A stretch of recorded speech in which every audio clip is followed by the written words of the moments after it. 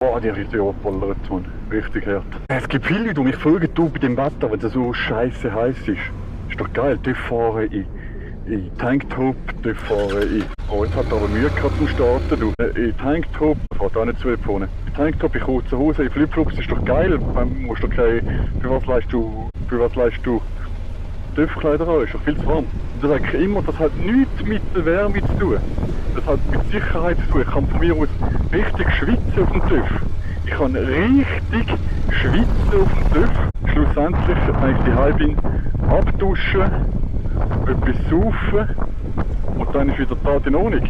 Aber wenn du, moin, 2 mit L, aber wenn es dich umhaut, dann ist das nicht einfach am Abend wieder vergessen, weißt du. Von dem her, auch wenn es 40 Grad ist, legt immer Handschuhe an, Schutzhandschuhe an, legt immer Schutzdinger, und das ist übrigens mit Kevlar und mit Protektoren.